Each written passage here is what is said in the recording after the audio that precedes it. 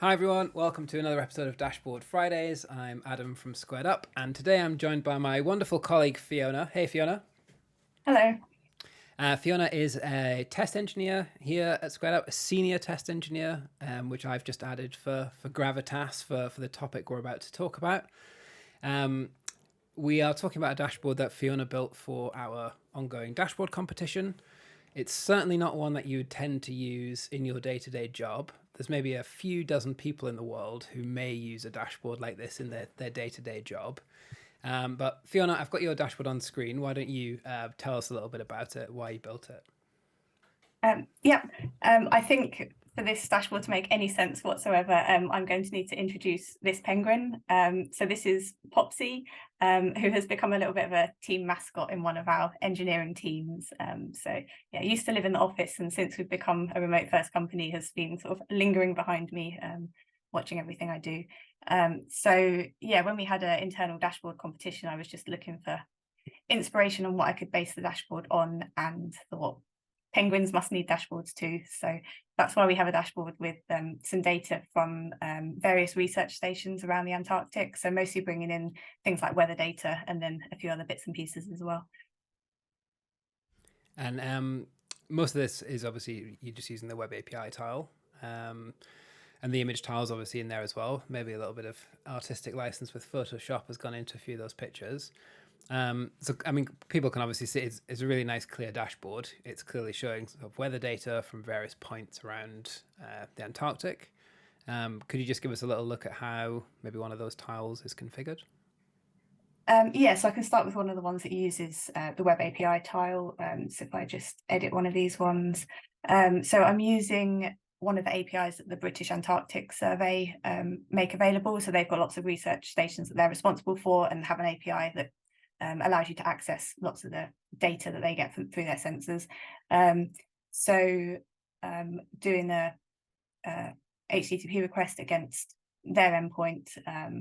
And then on this one, I've also got monitoring configured, so I can sort of get alerted if the visibility in this case goes below 5. I could maybe get a notification as a bit of a warning. I've also got so these ones in the bottom left here, temperature, humidity, and wind speed. These are using the Open Weather Map plugin, so that provides lots of data streams that provide kind of weather related data based on the location that you specify. So the trick with this really is to use the geodata plugin, because that brings into the knowledge graph things like cities, which obviously have a location, and then you can configure your tile to use Open Weather Map data streams against cities that are in the graph. So that's quite a nice way of sort of combining two plugins, one providing the objects and then one to use the data streams. I guess for anyone thinking, now hang on a minute, I've never seen Antarctic observation centers in the geodata plugin. Our graph import plugin, for example, would let you pass your own custom JSON in. You could make a request to Squared Up support to have Antarctic observation centers sort of added to the plugin.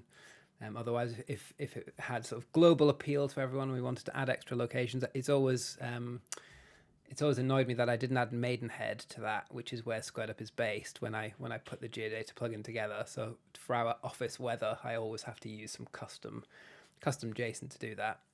We won't go too deep into some of the um, let's say less than achievable elements of this dashboard for the average end user. Um, Apart from the bits where you've had to tweak things around a little bit for your, say like custom locations, was there anything else that was particularly difficult, or is it really just down to understanding the API and then just using the API plugin? Yeah, most of it was just understanding the API, understanding what was coming back, especially, I mean, obviously some of the data they collect is quite complex, just trying to sort of decipher what it was that was actually coming back. I've also Nice. used the gauge visualization for the temperature, just so I could see. So I think these numbers are a little bit contentious, but this the -89 and the 56 are like the world's sort of coldest and hottest recorded temperature. So it's quite nice to see what the values are relative to those. And intentionally leaving monitoring off lets the gauge stay blue, which is a very appropriate color for those kind of temperatures. Yeah, absolutely. Nice. Well, yeah, I appreciate the time to sort of walk through it. Was there anything else to add, or should I go ahead and wrap us up? No, I think that's everything. Great. Well, yeah. So the dashboard is certainly not something you'd expect to be building for your average sort of engineering team, unless you're an engineer in the Antarctic. But it just sort of goes nicely to show that you can do kind of anything with the Web API plugin. We have a bunch of other dashboards. If you head over to squaredup.com/dashboard gallery, there's loads of other great examples, including a few from our dashboard competition. Or if you need any help with anything, Community Answers is always there. Or you can email our support team.